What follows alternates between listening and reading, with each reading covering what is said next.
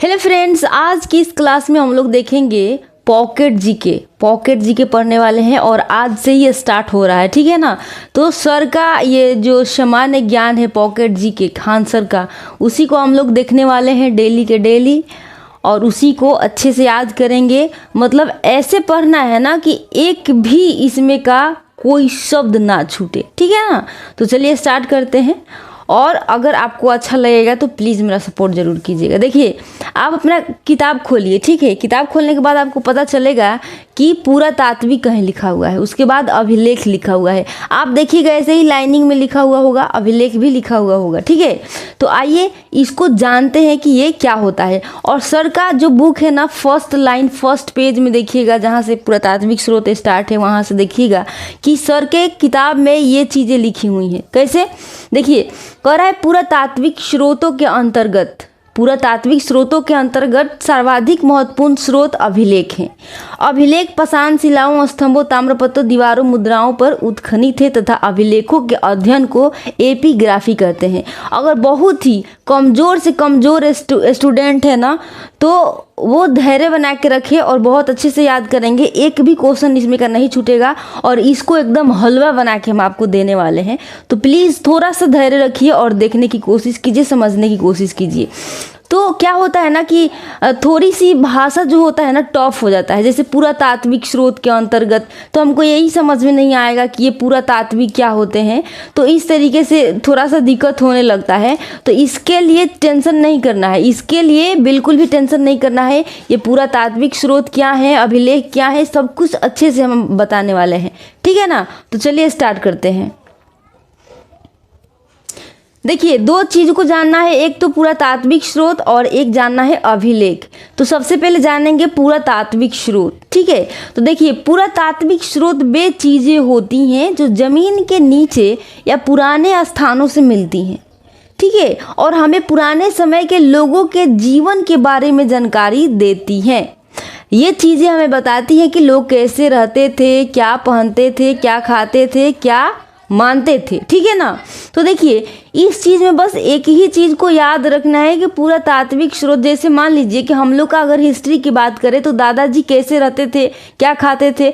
तो अगर हम बहुत पुरानी चीज़ों को, किसी मान लीजिए कोई बर्तन है, ठीक है, क्या है, बर्तन है, तो कोई बहुत पुरानी बर्तन होगा जिसे हम लेकर देखेंगे तो उसका बनावट अलग होगा और उस पर कुछ लिखा भी हुआ होगा, है ना। तो ये चीज़ें हमें क्या दादाजी की हिस्ट्री को बताती है कि उस समय क्या होता था, दादाजी किस तरीके से रहते थे और उस समय के बर्तन कैसे होते थे। तो ये हिस्ट्री हो गया। वैसे ही कह रहा है ना कि इसमें पुरातात्विक स्रोत वे चीज़ें होती हैं जो ज़मीन के नीचे, मतलब खुदाई के दौरान, जहाँ मतलब कहीं खुदाई हुआ और उसके नीचे खुदाई के दौरान कोई चीज़ मिल गई, है ना, पुराने स्थानों से मिलती हैं। और हमें पुराने समय के लोगों के, बहुत पुराने समय के लोगों के बारे में क्या करती है, चीज़ सामान से ही ना जानकारी मिलता है। मान लीजिए कोई मंदिर मिल गया, कोई गुफा मिल गया, कोई अभिलेख मिल गया, ताम्रपत्रे मिल गए। तो इन सब चीज़ों से क्या होता है कि हमें जानकारी मिलती है ना। तो आइए थोड़ा सा कोशिश करते हैं जानने के लिए कि गुड़िया नहीं खे ना। अब देखिए, पूरा तात्विक स्रोत में क्या क्या चीज़ें हो सकते हैं। जैसे पुराने मकान या मंदिर मिल गया कहीं, है ना, मिट्टी के बर्तन तो हमें इतिहास बताता है, सिक्के मिल गए तो सिक्के बहुत कुछ बोल के जाते हैं, आपको इस वीडियो में पता चलेगा। पत्थर पर लेख मिल गया तो भी बहुत कुछ बोल के जाता है। पुरानी मूर्तियाँ, हथियार, औजार, ये सारी जो भी चीज़ें हैं ना, ये हमें इतिहास बताता है। ठीक है ना। उसी को क्या कहते हैं, पूरा तात्विक स्रोत। अगर मान लीजिए कोई भी बहुत पुराना सामान मिल गया, कुछ भी, तो उसे क्या कहेंगे, पूरा तात्विक स्रोत कहेंगे, पूरा तात्विक स्रोत कहेंगे। इसके अलावा आप अपने डाउट को क्लियर कर लीजिए कि जो भी पुराने चीज़ सामान होंगे जो खुदाई के दौरान मिलेंगे, उन सभी चीज़ों को क्या कहते हैं, पूरा तात्विक स्रोत। बस। और आगे देखिए, अब आपको जानने हैं कि अभिलेख क्या होता है। ठीक है। तो अभिलेख जानने के लिए हमने बहुत ही अच्छा एक दादाजी की स्टोरी बता रखा है। ठीक है। स्टोरी आप थोड़ा सा इसे सुन लीजिएगा ना, तो आपका जो ऑब्जेक्टिव क्वेश्चन बनता है वो भी क्लियर हो जाएंगे। खान सर के जो बुक का फर्स्ट पेज है, फर्स्ट पेज का फर्स्ट लेटर जितना भी दिया हुआ है स्टार 1 में, वो भी समझ में आ जाएगा। तो एक बार सुनने की कोशिश कीजिए, देखिए क्या होता है, एक बार ट्राई कीजिए। देखिए, देखिए, एक दिन आरव ने दादाजी से पूछा, क्या पूछा? दादाजी, ये जो इतिहास में पुरातात्विक स्रोत होते हैं, चीज सामान जो भी मिला पुराने जमाने का, उसे ना पुरातात्विक स्रोत कहते हैं, जो होते हैं, इनमें सबसे ज़्यादा जरूरी क्या होता है ना? बच्चा पूछ रहा है कि जो पुरातात्विक जो भी चीज़ें अभी तो मिला हुआ था ना, हम लोग देख रहे थे, तो ये जो मिला, इसमें सबसे ज़्यादा जरूरी चीज़ें क्या हैं? दादाजी मुस्कुराकर बोल रहे हैं कि अच्छा सवाल है। अब देखिए, थोड़ा सा स्टोरी में आगे बढ़ रहे हैं, ठीक है। अब देखिए, दादाजी कह रहे हैं कि अच्छा सवाल है। पुरातात्विक स्रोतों के अंतर्गत सबसे महत्वपूर्ण स्रोत अभिलेख होते हैं। क्या होते हैं? अभिलेख। और जो नया स्टूडेंट है तो वो समझ ही नहीं पाएगा कि यह अभिलेख क्या होता है, ठीक है। तो समझिए, और फिर बच्चा कर रहा है कि अभिलेख क्या होता है ना। अब दादाजी क्या बता रहे हैं अभिलेख के बारे में, थोड़ा सा समझने की कोशिश कीजिए। आप चाहेंगे तो इसे नोट भी कर सकते हैं कि अभिलेख क्या होते हैं। अभिलेख वे लिखावटें होती हैं जो पाषाण शिलाओं, स्तंभों, ताम्रपत्रों, दीवारों और मुद्राओं पर क्या होती हैं? खुदी होती हैं, मतलब लिखी हुई होती हैं। समझने की कोशिश कीजिए। कहते हैं अभिलेख वे लिखावट, मतलब लिखा हुआ चीज, लिखा हुआ होती हैं जो पाषाण शिलाओं, यानी कि शिला माने पत्थरों, स्तंभों, ताम्रपत्रों, दीवारों और मुद्राओं पर खुदी होती हैं, यानी कि लिखी हुई होती हैं। पुराने राजा लोग या बड़े बड़े योद्धा अपनी बातों को, आदेशों को और घटनाओं को पत्थरों या धातुओं पर खुदवा देते थे। आज के ज़माने में हम लोग क्या करते हैं? नोट में लिख लेते हैं या फिर कहीं पे सेव करके रख लेते हैं, है ना। तो लेकिन पहले के ज़माने में ये सारी चीज़ें, ये सारी सुविधाएं नहीं थी। तो पहले के राजाओं क्या करते थे कि पत्थरों पे, धातुओं पे क्या करते थे? खुदवा देते थे, मतलब लिखवा देते थे। कहीं कहीं पूरे राजा की कहानी लिखी गई है, कहीं कुछ कुछ लिखा हुआ होता है, जिससे हमें क्या होता है? इतिहास की जानकारी मिलती है, ठीक है, ताकि वो बात आने वाली पीढ़ियाँ भी जान सके। राजा महाराजा इसीलिए लिखवाते थे कि आने वाली पीढ़ी भी जान सके कि यही अपना मतलब उन लोगों का हिस्ट्री होगा, है ना। अभी हम लोग हैं तो हम लोग क्या क्या करते हैं, क्या नहीं करते हैं, हमारे घर में क्या सामान है, सब कुछ है, कुछ ना कुछ, किसी न किसी सामान पे कुछ कुछ लिखा हुआ होता है। हम लोग कहीं घर बनवाते हैं तो घर पे अपने माता पिता के नाम लिखवा देते हैं घर के सामने। वैसे ही पहले के ज़माने में लोग क्या करते थे? पत्थरों और धातुओं पर लिखते थे, ठीक है। ये जो लिखा हुआ होता है ना, कि मान लीजिए कोई मंदिर है और उस मंदिर पे अगर कुछ लिखा हुआ है, तो ये लिखा हुआ, जो लिखा हुआ शब्द है ना, इसी को कहते हैं अभिलेख।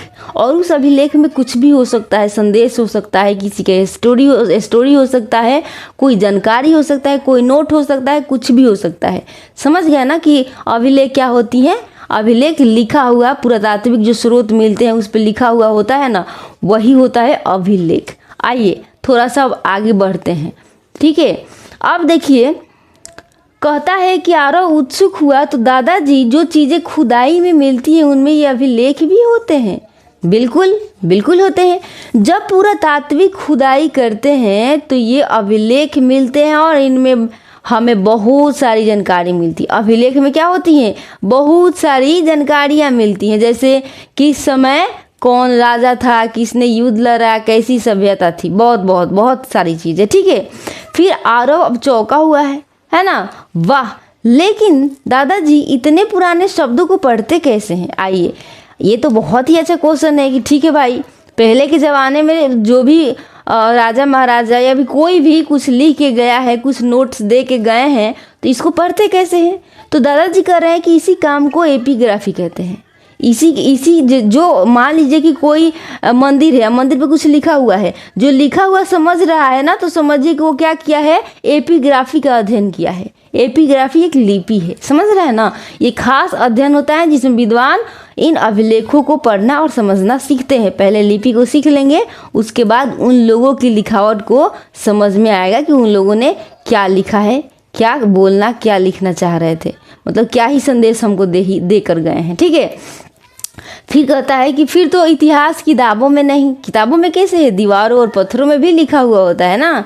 अच्छा, ठीक है।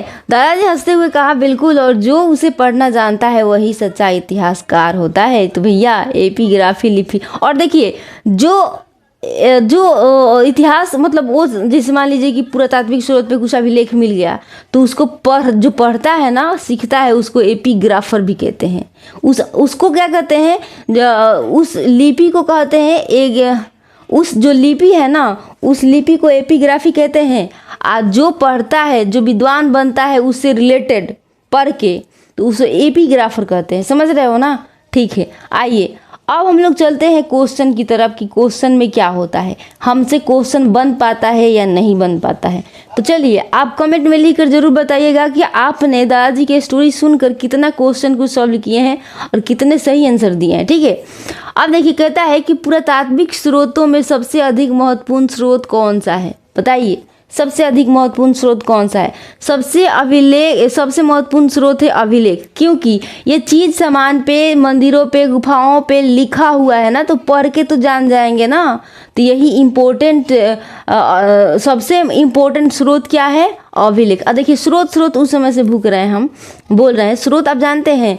देखिए स्रोत उस चीज़ को कहते हैं, जैसे हम लोगों का खाने का स्रोत क्या है? अनाज है ना? अनाज है कि नहीं? हम लोग जीने और खाने के लिए क्या, अनाज जब तक नहीं खाएंगे तब तक हम लोग को एनर्जी नहीं मिलेगी। वैसे ही कोई स्रोत ही नहीं मिलेगा तो फिर क्या होगा? कोई स्रोत ही नहीं मिलेगा तो हम इतिहास को नहीं जान पाएंगे, है ना? सॉरी कोई आ गया था। ठीक है, अब देखिए कहता है कि अभी हम बता रहे थे ना स्रोत, तो मतलब क्या है कि कौन से ऐसे स्रोत हैं जिससे क्या क्या ही चीजें हैं। स्रोत के मतलब आप एक ही शब्द को याद रखिए, कौन कौन सी ऐसी चीज है जिससे हम अपने इतिहास को जान सकते हैं। समझ रहे हो ना? कौन कौन सी ऐसी चीज सामान है जिससे हम इतिहास को जान सकते हैं, वही तो स्रोत होता है। तो पूरा तात्विक स्रोत में क्या क्या आ जाएंगे? जैसे मंदिर हो गया, पत्थर हो गया, बर्तन हो गए, मतलब जो चीज सामान होता है घर में या फिर बाहर जिसे हम लोग यूज करते हैं, वो क्या है? पुरातात्विक स्रोत है। समझ रहे हो? इससे भी हम लोग इतिहास को जानते हैं, लेकिन उसी पुरातात्विक स्रोत पे कुछ लिखा हुआ मिलता है, और जो लिखा हुआ है वही अभिलेख है। और यही अभिलेख जो है ना, ये बेस्ट इम्पोर्टेंट मतलब मोस्ट इम्पोर्टेंट क्या है? ये स्रोत है। इतिहास जानने का बहुत बड़ा स्रोत है। यही हमें पूरा स्पष्ट इतिहास बताता है। समझ रहे हैं ना? अब आइए नेक्स्ट क्वेश्चन की तरफ चलते हैं। थोड़े से मैनेज कर लेना अपना, थोड़ा सा ज़्यादा बोल लेते हैं कभी कभी। देखिए कहते हैं अभिलेख किस किस पर उत्खनित होते हैं? किस किस पर? और देखिए उत्खनित के मतलब होता है कि लिखा हुआ। अभी जो लेख है, हम कब से बोल रहे हैं, मान लीजिए कोई गुफा है, ठीक है, और उस गुफे पे कुछ लिखा हुआ है तो ये अभिलेख हो गया। और उस कहता है ना कि अभिलेख किस किस पर उत्खनित होते हैं, तो देखिए पाषाण शिलाओं, पहले ही दादाजी बता चुके थे, पाषाण शिलाओं पर, स्तंभों पर, ताम्रपत्रों पर, दीवारों पर, मुद्राओं पे क्या होते हैं कि अभिलेख मतलब हमारे लिए एक नोट्स, हमारे लिए एक संदेश होता है, उसे ही कहते हैं अभिलेख। और ये जो है अभिलेख किस किस पे उत्खनित है, मतलब किस किस पे लिखा हुआ है? पाषाण शिलाओं, स्तंभों, ताम्रपत्रों, दीवारों और मुद्राओं पे। क्लियर है? अच्छा लग रहा है? तो आगे बढ़िए। अब देखिए कहता है अभिलेख के अध्ययन को क्या कहा जाता है? अभिलेख के अध्ययन को अभी तो दादाजी बताए थे ना कि एपिग्राफी कहा जाता है। जो भी अभिलेख पढ़ना जानेगा, अभिलेख को जो लिपि समझता है, उसे क्या कहते हैं? उस अध्ययन को कहते हैं एपिग्राफी। ठीक है, नेक्स्ट क्वेश्चन। एपिग्राफी शब्द का संबंध किससे है? एपिग्राफी शब्द का संबंध जो है वो किससे है? बताइए। एपिग्राफी, अब देखिए कहता है चित्र बनाने से नहीं। चित्र बनाने से कैसे? भाषाओं के अनुवाद से भी नहीं। अभिलेखों के अध्ययन, जो अभिलेख के अध्ययन करता है वही ना एपिग्राफी है। ठीक है, तो ये क्या होता है? कहता है कि एपिग्राफी शब्द का संबंध है अभिलेखों के अध्ययन से। आइए कहता है कि ताम्रपत्र, जो तांबे के प्लेट होते हैं ना, उसी को ताम्रपत्र कहते हैं। ताम्रपत्र किस प्रकार के स्रोत में आते हैं? तो ये आते हैं पुरातात्विक स्रोत में। साहित्यिक अभी नहीं पढ़े हम लोग, मौखिक नहीं पढ़े हैं, काल्पनिक कुछ नहीं पढ़े हैं, अभी हम लोग पढ़े हैं पुरातात्विक। तो पुरातात्विक स्रोत में ही क्या आते हैं? ताम्रपत्र आते हैं। समझ रहे हैं? आइए कहता है अभिलेखों से हमें किसका ज्ञान प्राप्त होता है? जो अभिलेख होते हैं उससे हमें किसका ज्ञान? भविष्य की घटना से नहीं, केवल धार्मिक ग्रंथ नहीं, ऐतिहासिक घटनाओं, रजाओं और सभ्यताओं का पता चलता है। तो ये अपना राइट आंसर, ये अपना। आप कमेंट में ज़रूर से बताइएगा आपने कितना सही किया दादाजी की स्टोरी सुन के, ठीक है, ताकि हमें अच्छा लगेगा। कहता है निम्न में से कौन सा अभिलेख का उदाहरण नहीं है। देखिए कहता है, देखिए यहाँ पे बहुत सारे बच्चे यहीं पे कंफ्यूज होकर गलत कर लेते हैं। कहता है ना कि निम्न में से कौन सा अभिलेख का उदाहरण नहीं है, मतलब अभिलेख नहीं है। ताम्रपत्र क्या अभिलेख हैं? शिलालेख क्या अभिलेख हैं? स्तंभ लेख क्या अभिलेख हैं? हाँ, ये जो तीनों हैं क्या है? ये लेख हैं। जो ताम्रपत्र है ना, कहता है ना ताम्रपत्र भी, पत्थर पर भी कुछ लिखा हुआ मिला है। शिलालेख मतलब शिला पत्थर पे भी कुछ लिखा हुआ मिला है, स्तंभ पे भी कुछ लिखा हुआ मिला है। तो ये अभिलेख में आते हैं, लेकिन आधुनिक समाचार पत्र अभिलेख में नहीं आते हैं। हमें खुदाई के दौरान समाचार पत्र क्या होता है उस समय था ही नहीं, तो कहाँ से मिलेगा, ठीक है। तो ये सब क्या है? अभिलेख हैं, और इसका उदाहरण ये नहीं है। तो ये अपना राइट आंसर हो जाएगा, क्योंकि नहीं है पूछा है तो इसी पे लगाना है, ठीक। आइए